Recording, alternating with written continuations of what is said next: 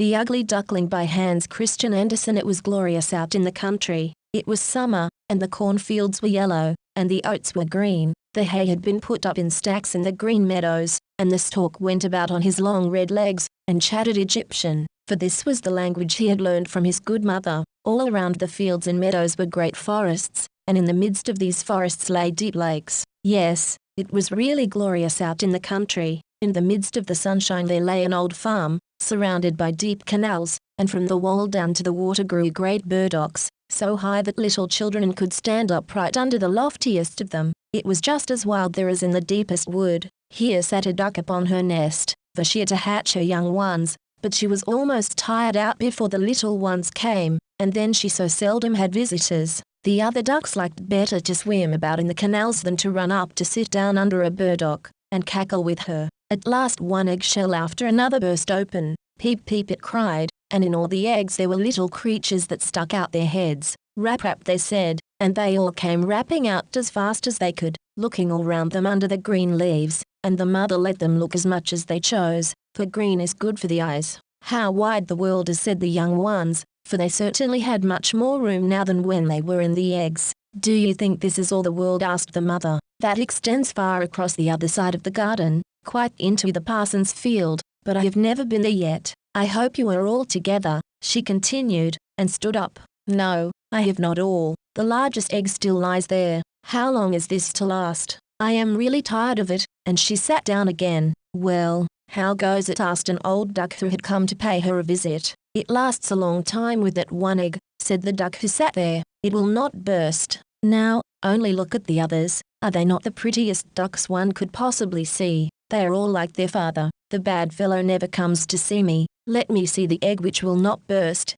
said the old visitor. Believe me, it is a turkey's egg. I was once cheated in that way, and had much anxiety and trouble with the young ones, for they were afraid of the water. I could not get them to venture in. I quacked and clucked, but it was no use. Let me see the egg. Yes, that's a turkey egg. Let it lie there, and come and teach the other children to swim. I think I will sit on it a little longer, said the duck. I've sat so long now that I can sit a few days more. Just as you please, said the old duck, and she went away. At last the great egg burst. Peep peep, said the little one, and crept forth. It was very large and very ugly. The duck looked at it. It's a very large duckling, said she. None of the others look like that. Can it really be a turkey chick? Now we shall soon find it out. It must go into the water, even if I have to thrust it in myself. The next day the weather was splendidly bright, and the sun shone on all the green trees. The mother duck went down to the water with all her little ones. Splash, she jumped into the water.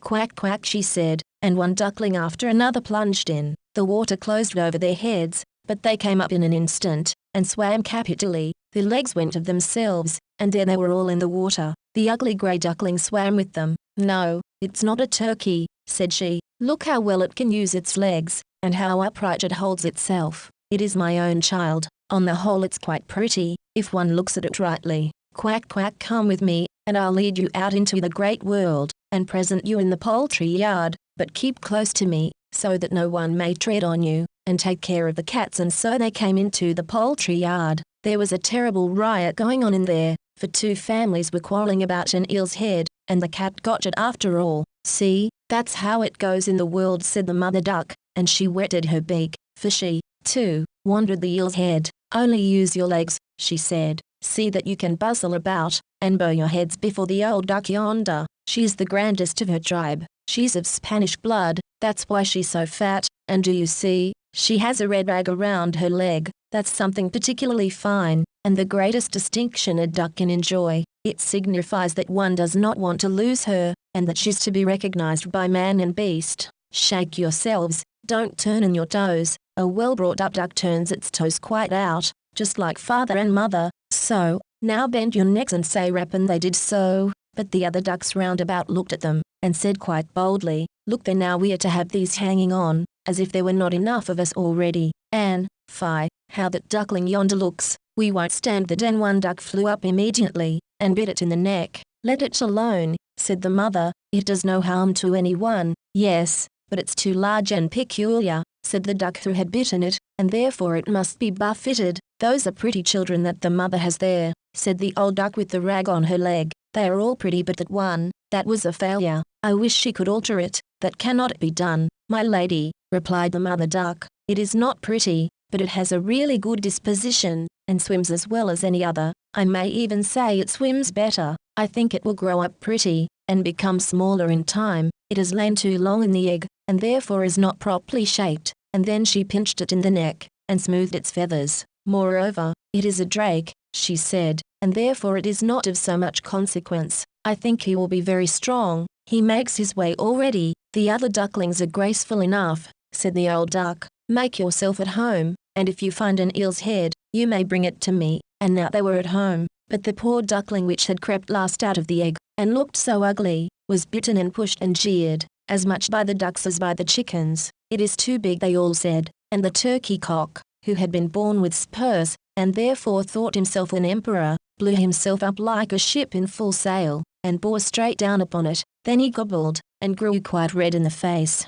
The poor duckling did not know where it should stand or walk. It was quite melancholy because it looked ugly, and was scoffed at by the whole yard. So it went on the first day, and afterward it became worse and worse. The poor duckling was hunted about by every one. Even its brothers and sisters were quite angry with it, and said, "If the cat would only catch you, you ugly creature." And the mother said, "If you were only far away." And the ducks bit it, and the chickens beat it, and the girl who had to feed the poultry kicked at it with her foot. Then it ran and flew over the fence, and the little birds in the bushes flew up in fear. "That is because I am so ugly," thought the duckling, and it shut its eyes, but flew on farther. Thus it came out into the great moor, where the wild ducks lived. Here it lay the whole night long, and it was weary and downcast. Toward morning the wild ducks flew up, and looked at their new companion. "What sort of a one are you?" they asked, and the duckling turned in every direction, and bowed as well as it could. "You are remarkably ugly," said the wild ducks, "but that is very indifferent to us, so long as you do not marry into our family."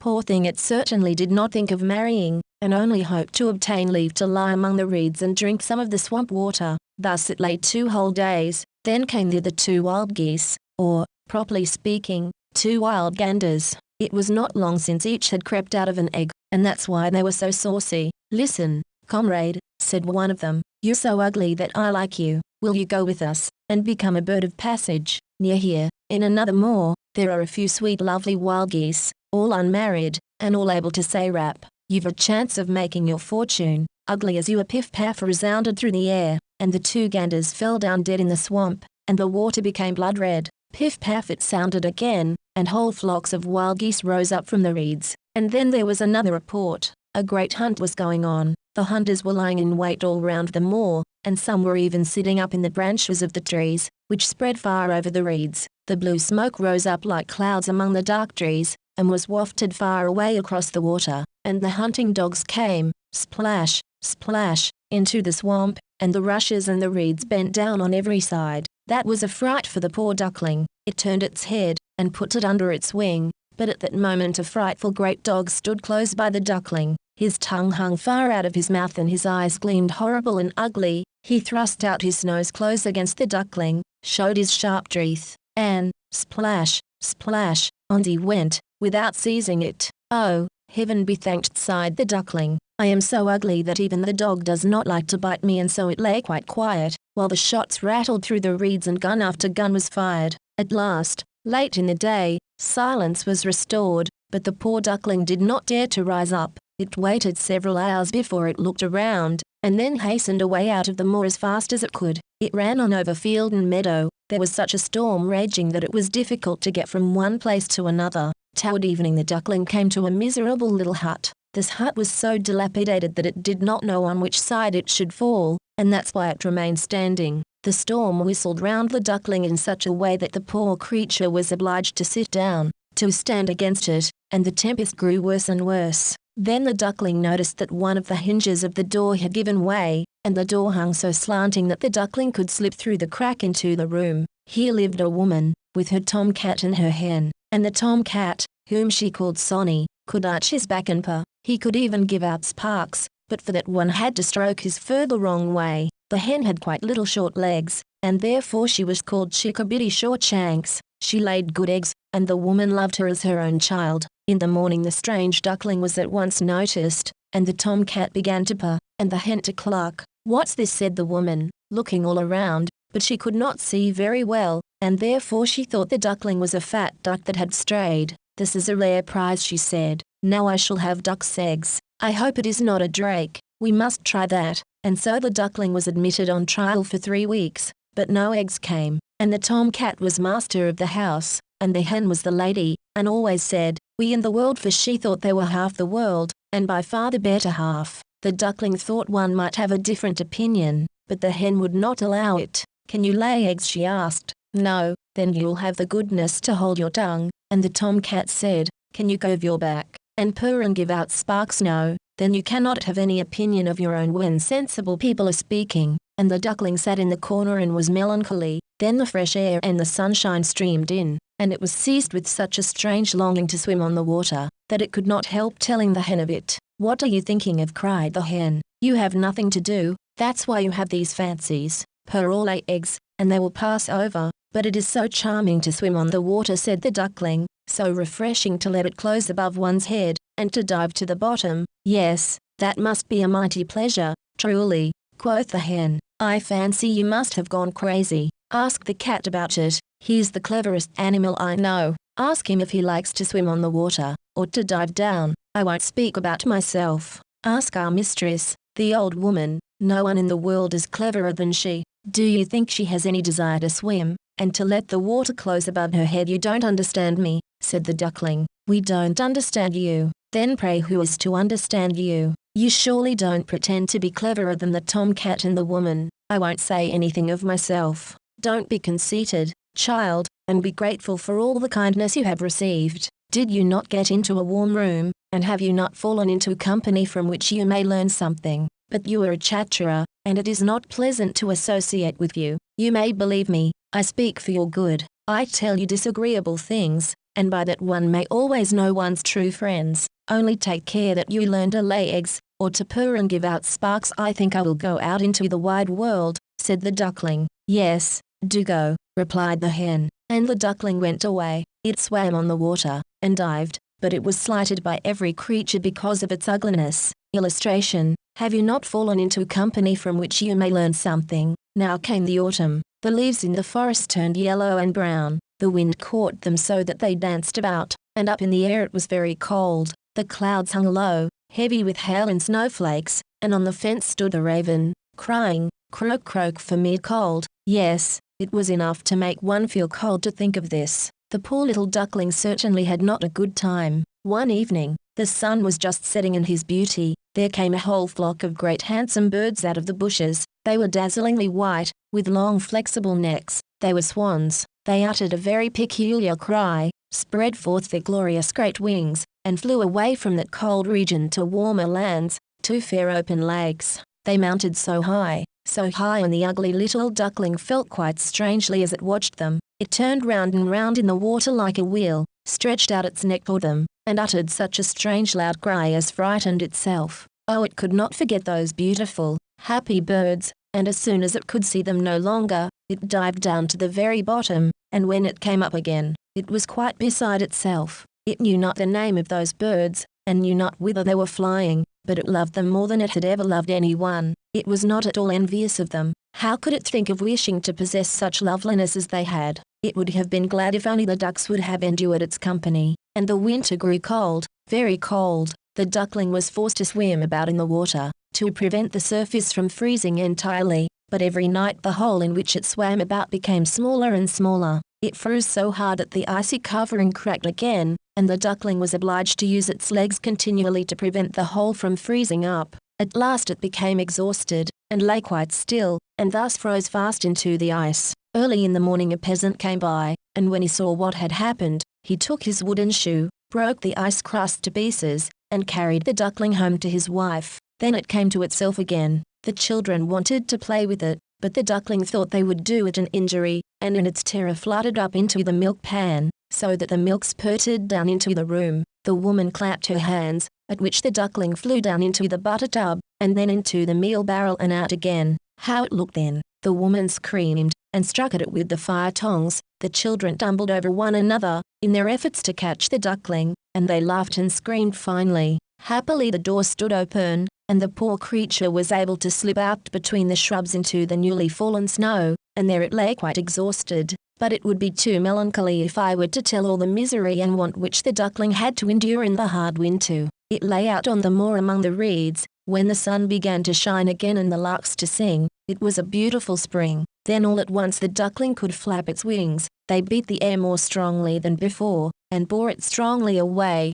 and before it well knew how all this happened, it found itself in a great garden, where the elder trees smelt sweet, and bent their long green branches down to the canal that wound through the region. Oh, here it was so beautiful, such a gladness of spring, and from the thicket came 3 glorious white swans. They rustled their wings, and swam lightly on the water. The duckling knew the splendid creatures, and felt oppressed by a peculiar sadness. I will fly away to them, to the royal birds, and they will kill me, because I, that am so ugly, dare to approach them. But it is of no consequence. Better to be killed by them than to be pursued by ducks, and beaten by fowls, and pushed about by the girl who takes care of the poultry yard, and to suffer hunger in winter. And it flew out into the water, and swam toward the beautiful swans. These looked at it, and came sailing down upon it with outspread wings. "Kill me," said the poor creature, and bent its head down upon the water, expecting nothing but death. But what was this that it saw in the clear water? It beheld its own image, and, lo, it was no longer a clumsy, dark grey bird, ugly and hateful to look at, but a swan. It matters nothing if one is born in a duck yard, if one has only lain in a swan's egg. It felt quite glad at all the need and misfortune it had suffered. Now it realized its happiness in all the splendor that surrounded it, and the great swans swam around it, and stroked it with their beaks. Into the garden came little children, who threw bread and corn into the water, and the youngest cried, "There is a new one," and the other children shouted joyously, "Yes, a new one has arrived," and they clapped their hands and danced about, and ran to their father and mother, and bread and cake were thrown into the water, and they all said, "The new one is the most beautiful of all, so young and handsome," and the old swans bowed their heads before him. Then he felt quite ashamed, and hid his head under his wings, for he did not know what to do. He was so happy, and yet not at all proud. He thought how he had been persecuted and despised, and now he heard them saying that he was the most beautiful of all birds. Even the elder tree bent its branches straight down into the water before him,